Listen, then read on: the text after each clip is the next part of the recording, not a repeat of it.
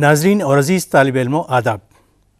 Maulana Azad national Urdu university کے تعلیمی پروگراموں کی آج کی اس مجلس میں ہم آپ تمام کو خوش آمدید کہتے ہوئے یہ بتانا چاہیں گے کہ آج کی اس مجلس میں ہم آپ کے لیے پیش کرنے جا رہے ہیں طنز و مزاح کے عنوان پر ایک مذاکرہ۔ اس مذاکرے میں حصہ لینے کے لیے ہم نے مدعو کیا ہے پروفیسر رحمت یوسف زئی کو، جو حیدرآباد سینٹرل یونیورسٹی کے سابق صدر شعبہ اردو رہے ہیں۔ ان کے ساتھ یہاں پر موجود ہیں ڈاکٹر سید مصطفیٰ کمال، جو ایک ادیب، دانشور اور صحافی کی حیثیت سے قومی شہرت رکھتے ہیں۔ ایڈیٹر شگوفہ کی حیثیت سے آپ سب ڈاکٹر سید مصطفیٰ کمال سے بخوبی واقف ہیں۔ میں آپ دونوں حضرات کا آج کی اس مجلس میں خیر مقدم کرتے ہوئے سب سے پہلے رحمت صاحب، میں آپ سے یہ جاننا چاہوں گا، طنز و مزاح کی مختصر تعریف ہم کس طرح سے کر سکتے ہیں؟ طنز اور مزاح یہ بظاہر دو مختلف چیزیں مانی جاتی ہیں، لیکن ان دونوں میں بہت گہرا تعلق ہے۔ جی، یعنی طنز اور مزاح دونوں ایک دوسرے کے ساتھ تقریباً لازم و ملزوم کہے جا سکتے ہیں۔ جی، جہاں تک مزاح کا تعلق ہے، یہ ذہن کی شگفتگی، زندہ دلی اور اظہار میں ایک قسم کی بذلہ سنجی جی، جب ہوتی ہے تو ہم اس کو مزاح کا نام دیتے ہیں۔ اور طنز میں تھوڑی سی کاٹ ہوتی ہے، جی، اظہار میں تھوڑا سا طنز جب آ جاتا ہے تو ایک طرح کی کاٹ، ایک طرح کی نشتریت پیدا ہوتی ہے۔ جی، اور یہ دونوں چیزیں جب مل جاتی ہیں تو ہم اس کو کہتے ہیں طنز و مزاح۔ اس کی کوئی مثال آپ یہاں پر دینا مناسب سمجھیں گے کہ کس طرح سے ہم اس میں تفریق پیدا کر سکتے ہیں طنز اور مزاح میں؟ دیکھیے، ایک ہی جملہ جی، مختلف انداز سے لکھا جا سکتا ہے۔ جی، کسی سیاسی صورتحال پر یا کسی شخص پر اگر ہم کوئی بات کہیں جی، تو ظاہر ہے کہ لہجہ تھوڑا سا مختلف ہو جاتا ہے، جی، جس میں ہلکی سی نشتریت جی، کا دخل ہوگا، جی، تو وہاں ہم کہتے ہیں طنز۔ جی، اور وہی بات اگر ہلکے پھلکے انداز میں کہی جائے، جی، جس میں ایک طرح سے بذلہ سنجی کا پہلو نکل آئے، جی، اور بات میں سے بات نکل رہی ہو، تو ہم اسے کہتے ہیں مزاح۔ طنز اور مزاح دونوں تخلیقی اظہار ہیں، جی، اور تخلیقی اظہار میں یہ نہیں ہوتا کہ بھئی آپ اس طرح سے کہیے، اس طرح سے مت کہیے، اس طرح سے آپ کو کہنا چاہیے، یہ اس کا رول بنے گا۔ ایسے کوئی رول نہیں ہے، صرف ہم یہ کہہ سکتے ہیں کہ جو کچھ کہا گیا ہے اس کی ہم تفریق کیسے کریں۔ جی، جیسے افسانوی ادب ہے، یا ناول ہے، افسانہ ہے، ڈرامہ ہے، مزاح ہے، ان کو ہم فرق کیسے کریں، اس کے لیے کچھ اصول بن سکتے ہیں۔ جی، لیکن جیسے ناول لکھا گیا، جی، نذیر احمد نے ایک ناول لکھا تھا توبۃ النصوح، جی، اور اس میں ایک کیریکٹر آپ کو ملے گا مرزا ظاہردار بیگ کا، جی، جی، جو حلیہ انہوں نے بیان کیا، جی، جس انداز سے اس کیریکٹر کو پیش کیا، اس کردار کو پیش کیا، جی، تو اس میں دو پہلو ہیں۔ ایک تو یہ کہ وہ کیریکٹر کچھ مزاحیہ نوعیت کا ہے، جی، اور دوسرے یہ کہ وہ لکھنؤ کے ایک خاص زمانے کا جو معاشرہ تھا، اس معاشرے پر ایک گہرا طنز بھی ہے۔ جی، جی، تو آپ نے جو کہا تھا کہ طنز اور مزاح میں جو فرق ہونا چاہیے، تو اس کردار کے ذریعے انہوں نے ترجمانی کی ہے، اس دور کے کردار کو پیش کرنے کی کوشش کی۔ جی، طنز و مزاح کے فروغ میں اودھ پنچ کا کیا رول رہا؟ اس سلسلے میں کمال صاحب آپ ہمارے ناظرین کو بتائیں۔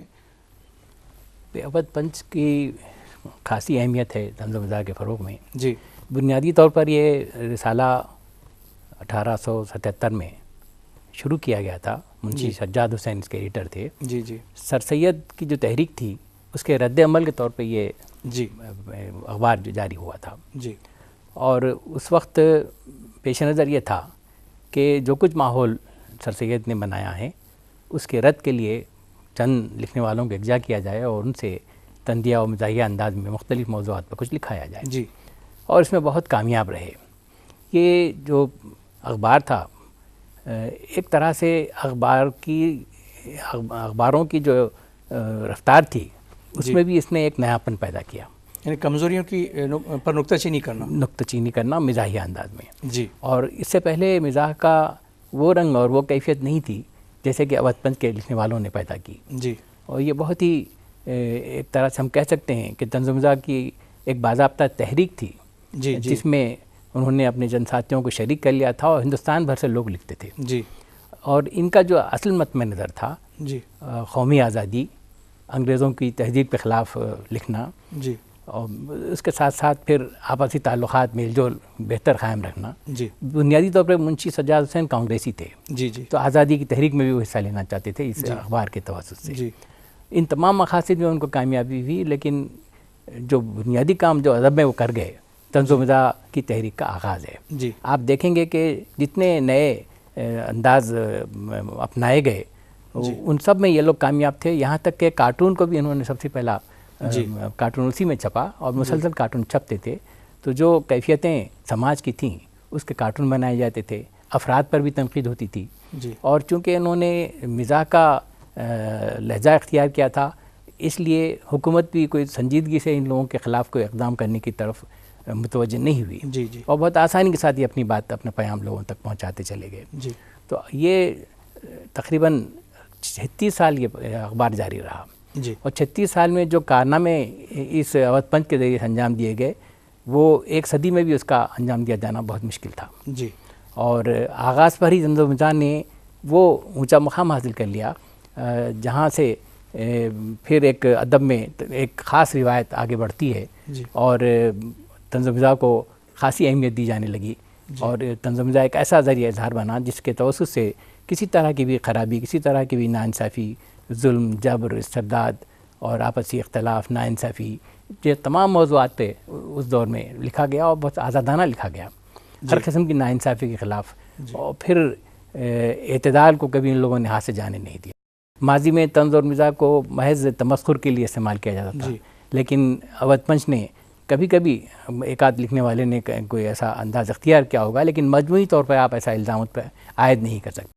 نہ ابتذال تھا، نہ تمسخر تھا. نادانستہ طور پہ انہوں نے ایسا کیا؟ نہیں، دیر دانستہ کوشش تھی.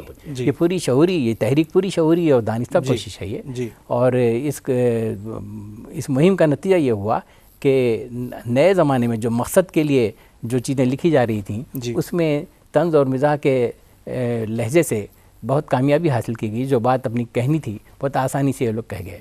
گویا آپ یہ کہنا چاہتے ہیں کہ اودھ پنچ طنز و مزاح کے فروغ میں ایک اہم تحریک ثابت ہوا تھا. بالکل، اسے آپ تحریک کہہ سکتے ہیں. حالانکہ ایک اخبار ہے، ہفتے وار اخبار کے طور پہ شائع ہوتا تھا، لیکن اس کی بڑی اہمیت تھی. اور سر سید بھی جو کہیں کہیں بعض جگہ ایسا محسوس ہو رہا تھا کہ ان کے رویے کو عام طور پہ پسند نہیں کیا جاتا تھا، لیکن اودھ پنچ کی تحریروں کی وجہ سے وہ بھی معتدل انداز اختیار کرنے لگے اور ادبی بحثیں بھی اس سے چل پڑیں. حالی کے خلاف بحث چلی ہے. سرشار پہلے اس سے وابستہ تھے، بعد میں دوسرے اخبار اودھ اخبار میں چلے گئے سرشار. تو جو ادبی اس زمانے میں بحثیں چلی ہیں اس میں بھی ایک طنز و مزاح کا ایک خاص رنگ نظر آتا ہے. اور ایک خوبی آپ اس اخبار میں دیکھیں گے کہ لکھنؤ کی جو روایات ہیں تہذیبی اور سماجی، ان سب کا عکس آپ ان تحریروں میں آپ دیکھ سکتے ہیں. آپ کے کہنے کا مطلب یہ ہے کہ اس کی پاسداری کی جاتی تھی. بالکل، تحریروں میں بھی. بالکل، یقیناً اور فطری طور پر. ایک بات میں اضافہ کرنا چاہوں گا ڈاکٹر صاحب کی بات میں کہ لندن سے ایک پرچہ نکلا کرتا تھا لندن پنچ. اور لندن پنچ وہی اسلوب تھا اس کا جس کو بعد میں اودھ پنچ نے اختیار کیا. اس میں بھی کارٹون چھپتے تھے اور مختلف لوگ اس میں مضامین لکھا کرتے تھے انگریزی میں، اور وہ دنیا بھر میں بہت مقبول پرچہ مانا جاتا تھا. تو سجاد حسین نے اسی نمونے پر اپنا رسالہ شروع کیا.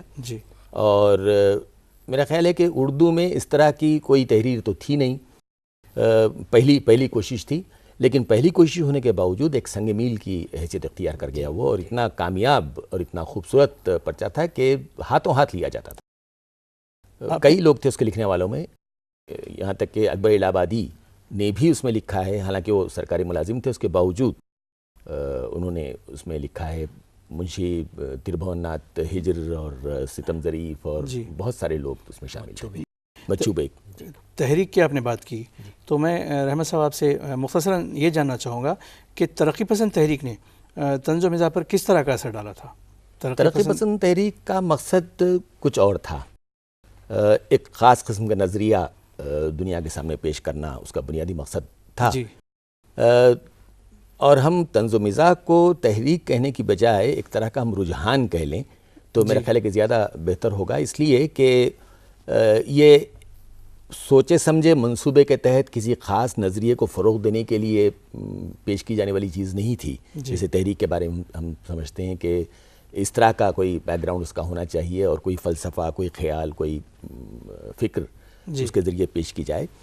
تو ناقدین نے اس کو ایک رجحان مانا ہے، اور اس لیے بھی کہ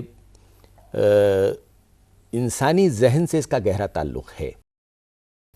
مزاح اور طنز کا تعلق انسانی ذہن سے بہت زیادہ ہے.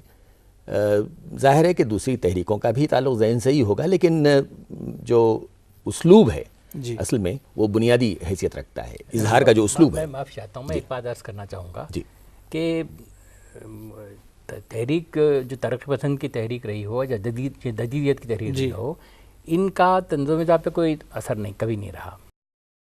اور بنیادی طور پر طنز و مزاح نگار جو لکھتے تھے اس کا تعلق ان سماجی موضوعات سے تھا جو ترقی پسندوں نے جس کو بعد میں اپنایا.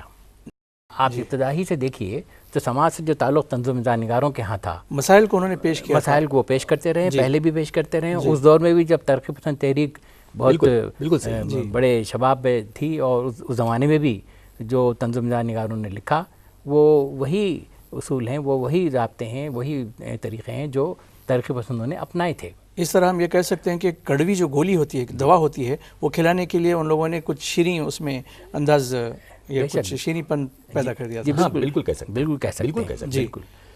لیکن اس میں انہوں نے کوئی ان کی پیروی نہیں کی. ترقی پسند مصنفین کی یا ترقی پسند تحریک کے جو بنیادی اصول تھے اس کی کوئی پیروی نہیں کی، لیکن کام انہوں نے تقریباً وہی کیا جو ترقی پسند انجام دے رہے تھے. ویسے خود ترقی پسندوں میں بھی جتنے لکھنے والے عصمت چغتائی ہوئیں یا کرشن چندر ہیں اور بہت سارے فکر توسوی ہیں، یہ ترقی پسند تھے، لیکن ان کی تحریروں میں جو طنز اور مزاح کی چاشنی ہے وہ بہت اہم بات ہے.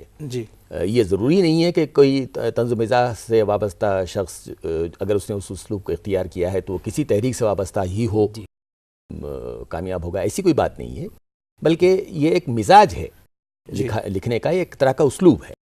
ادب کے مختلف اصناف پہ کمال صاحب وقت کے ساتھ ساتھ منفی اور مثبت اثرات مرتب ہوتے رہے ہیں. تو یہ بتائیں کہ تقسیم ہند کے بعد یا آزادی کے بعد ہم کہیں گے کہ طنز و مزاح پر کس طرح کے اثرات مرتب ہوئے تھے؟ تقسیم کے فوری بعد تو جو مابعد اثرات جس طرح آپ دوسری اصناف میں دیکھتے ہیں، افسانے میں اور ناول میں، اس طرح طنز و مزاح پر بھی کچھ اثر رہا، لیکن یہ بہت عارضی اثر تھا. اور آہستہ آہستہ جو دو ممالک ہندوستان اور پاکستان کے الگ مسائل تھے ان کو اپنے اپنے علاقے کے لوگ پیش کرنے لگے، دو الگ دھارے بن گئے تھے. لیکن اچھا، ان دھاروں میں آپ یہ دیکھیں گے کہ پاکستان میں جمہوری مزاج بن نہیں سکا تھا، جبکہ ہندوستانی جمہوریت پسند تھے اور جمہوری مزاج کو لے کے آگے بڑھ رہے تھے. لیکن طنز و مزاح کی تحریروں میں آپ دونوں علاقے کو دیکھیں گے کہ فرد کی آزادی اور جمہوری آزادی اور انسان دوستی، یہ خصوصیات آپ کو کامن نظر آئیں گے، مشترک نظر آئیں گے. اور تقسیم کے باوجود لوگوں نے عام انسان کے مسائل کو زیادہ پیش کیا طنز و مزاح میں، اور جتنی برائیاں سماج میں درائی تھیں ان کے خلاف آواز اٹھائی گئی. تو ایک دور چلا پھر 48 سے لے کر ایک 15-20 سال تک کہ جس میں اسالیب میں بھی تبدیلی آئی ہے، اور طنز و مزاح نگاروں میں ایک سے ایک بڑا طنز و مزاح نگار ایسا پیدا ہوا جس کی وجہ سے اس میں بڑا اعتبار پیدا ہوا. ورنہ پہلے یہ کہا جاتا تھا کہ طنز و مزاح ایک دوسرے درجے کا ادب ہے اور اس میں ابتذال زیادہ ہے، تمسخر کی کیفیتیں زیادہ ہیں. لیکن آہستہ آہستہ ایسے لوگ سامنے آئے جنہوں نے ایسی تحریریں دیں جو ادب عالیہ کا ایک حصہ بن سکتی ہیں. تو آزادی کے فوری بعد جو کچھ لکھا گیا اس کی خاصی اہمیت ہے، اور اس کے طنز و مزاح کے ارتقاء میں وہ جو دور ہے پورا، چاہے ہندوستان ہو یا پاکستان ہو، دونوں جگہ بہت ہی اعلیٰ قسم کی تحریریں سامنے آئیں، کیونکہ قدریں مشترک تھیں دونوں جگہ. بالکل. عوامی سطح پر جو باتیں تھیں ان کو طنز و مزاح نگاروں نے بہت ہی کسی ذہنی تحفظ کے بغیر پیش کیا ہے. اور کالم نگاری بھی دونوں علاقوں میں کافی اس کو فروغ ہوا. تو کالم کے ذریعے بھی جو روزمرہ کے مسائل تھے وہ سامنے آتے چلے گئے، اور کالم کو بھی انہوں نے کسی خاص طرح سے محدود نہیں رکھا. اس میں ہر طرح کی چیزیں لکھی گئیں. ایسا کبھی کبھی ایسا ہوا کہ کسی فرد کے بارے میں لکھا گیا، کبھی کسی تحریک کے بارے میں لکھا گیا، کبھی کسی خاص برائی پر لکھا گیا، اور جو چھوٹی چھوٹی خرابیاں ہیں سماجی ان اور یا معاشی، ان کو پیش کیا گیا. طبقاتی کشمکش کی وہ باتیں جو تاریخ پسند کرتے ہیں وہ ساری ہمارے طنز و مزاح نگاروں کے تحریروں کا جز بنی ہیں وہ. اور طنز و مزاح کو جو اعتبار ملا ہے اس میں پاکستان میں 2-3 اہم نام سامنے آئے آزادی کے بعد، جس میں سب سے اہم نام ہے مشتاق احمد یوسفی کا. ہاں، میں انہی کے بارے میں جاننا چاہتا تھا. انہوں نے طنز و مزاح کے فروغ میں کس طرح کی جو ان کی اپنی تحریریں تھیں، کیا اس میں خصوصیت تھی کہ جو ان کو دوسرے جو طنز و مزاح کے لکھنے والے تھے ان میں ممتاز کرتی ہے؟ سب سے پہلی بات تو یہ ہے کہ ان کا لکھنے کا جو اسلوب ہے وہ بہت ہی منفرد ہے. انہوں نے حالانکہ جو پرانے اسالیب تھے اسی کو استعمال کیا، لیکن جو ان کے کہنے کا انداز ہے وہ کچھ ایسا ہے کہ اس کے لیے قاری کا بے حد پڑھا لکھا ہونا، اعلیٰ ذوق کا حامل ہونا بہت ضروری ہوتا ہے، ورنہ اس کی جو تہداری ہے، ان کے پاس جو معنویت ہے کہ اصل تک ہر آدمی پہنچ نہیں سکتا.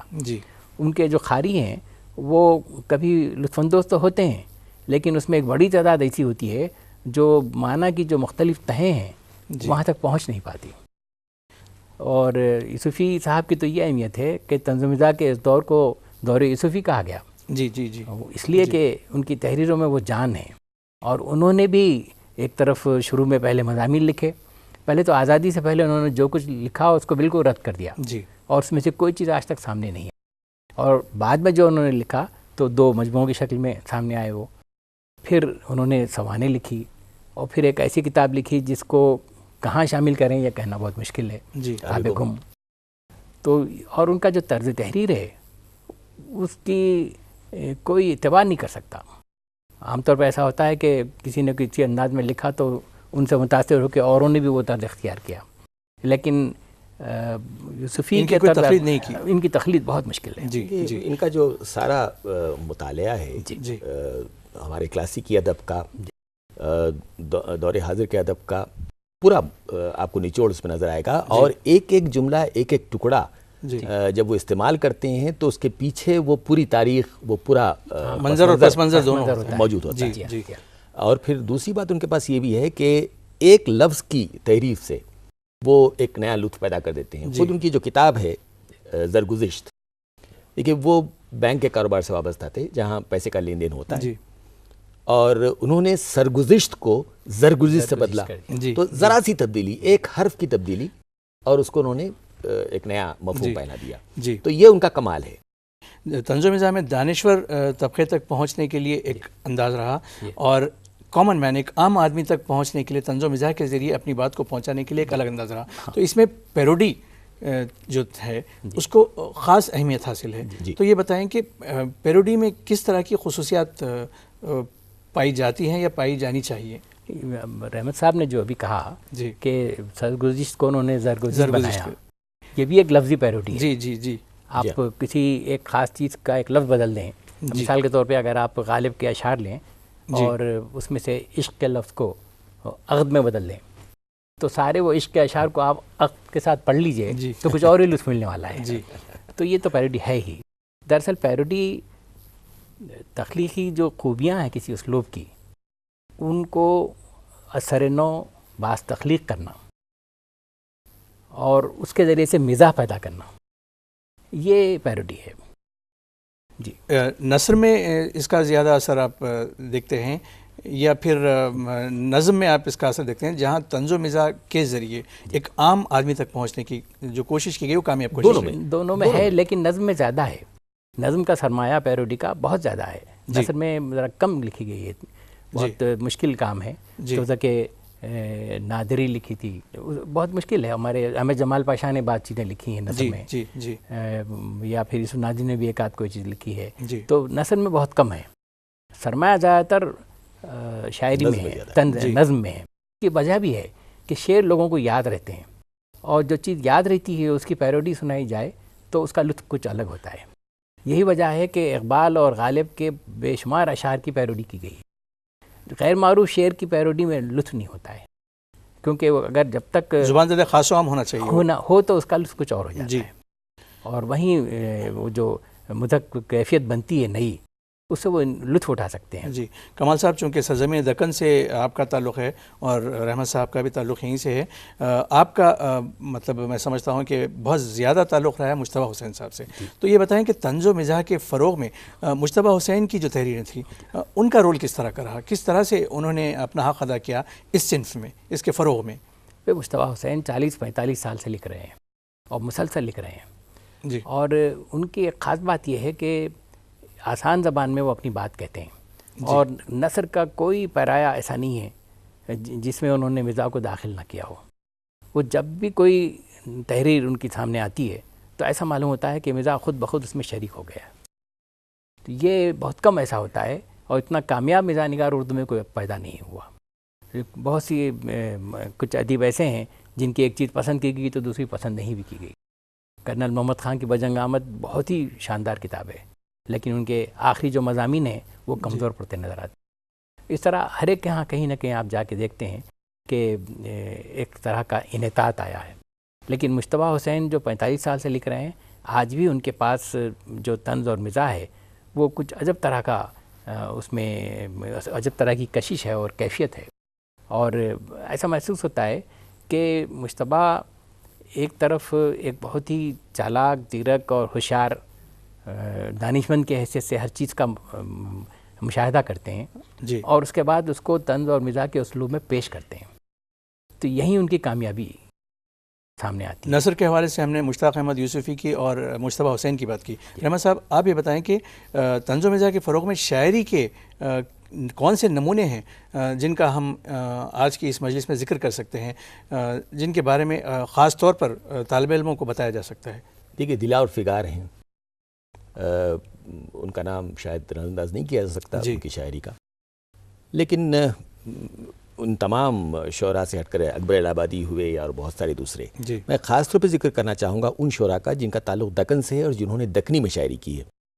میرا خیال ہے کہ یہاں جنوب میں اور خاص طور پر حیدرآباد میں جو شاعری کی گئی ہے دکنی لہجے میں، دکنی انداز میں، اس میں ایک ایسا لطف ہے جو کسی اور زبان میں آپ کو شاید یا کسی اور علاقے کے اسلوب میں نظر نہ آئے۔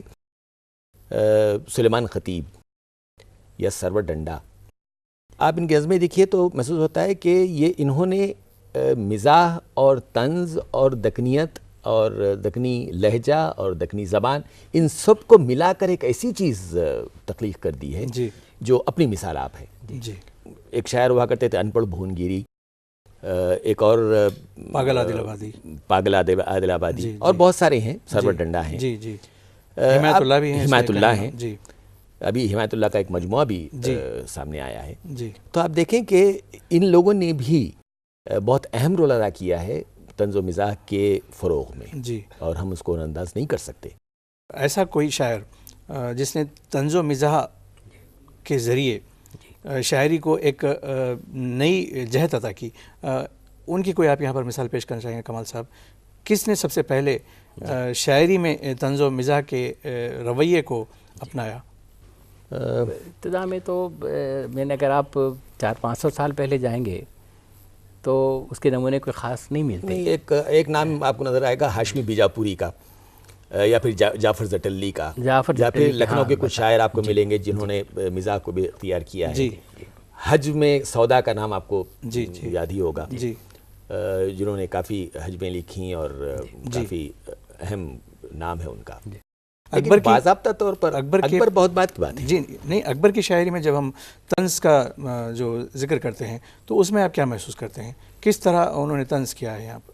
اکبر کے ہاں ایک خاص انداز ہے، اصل میں وہ مشرقیت سے، ہندوستانیت سے، یہاں مشرقی تہذیبی اقدار سے بہت محبت کرتے ہیں، اور انہیں یہ بہت برا لگتا ہے کہ جو نئی تہذیب آتی جا رہی ہے، چاہے وہ لباس کی شکل میں ہو، چاہے وہ رہن سہن کی شکل میں ہو، چاہے وہ کھانے پینے کے انداز میں ہو، سیوئیوں اور کیک میں وہ فرق محسوس کرتے ہیں۔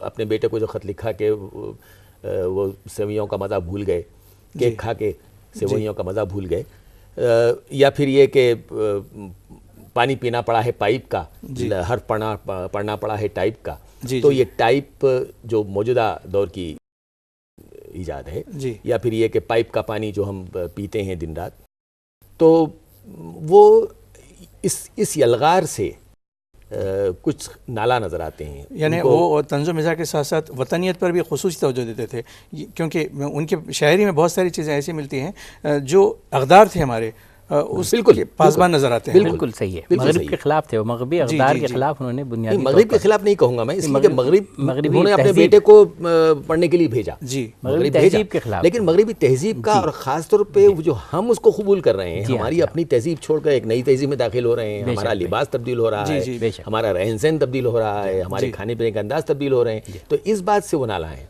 اور جو اصلاحی تحریک تھی سر سید کی، اور جس کے لیے یہ پرچہ شروع ہوا تھا وقت پنچ وغیرہ، تو یہ بھی ایک بنیادی وجہ ہے. اکبر الہ آبادی اس پرچے کے ساتھ رہے، بہت لکھا انہوں نے اس پرچے کے لیے، اودھ پنچ کے لیے بہت لکھا ہے. اس کی بنیادی وجہ بھی یہی ہے. وہ سر سید کے دوست بھی ہیں، سر سید پر طنز بھی کرتے ہیں، ان کی مخالفت بھی کرتے ہیں، لیکن خلوص سے، بنیادی طور پہ خلوص ان کے ہاں ہے. بے شکریہ ڈاکٹر رحمت یوسفزئی صاحب اور ڈاکٹر سید مصطفیٰ کمال صاحب. تو آج کی اس مجلس کا یہیں پر اختتام عمل میں آتا ہے. ایک بار پھر سے میں آپ تمام کا شکریہ ادا کرتا ہوں. شکریہ.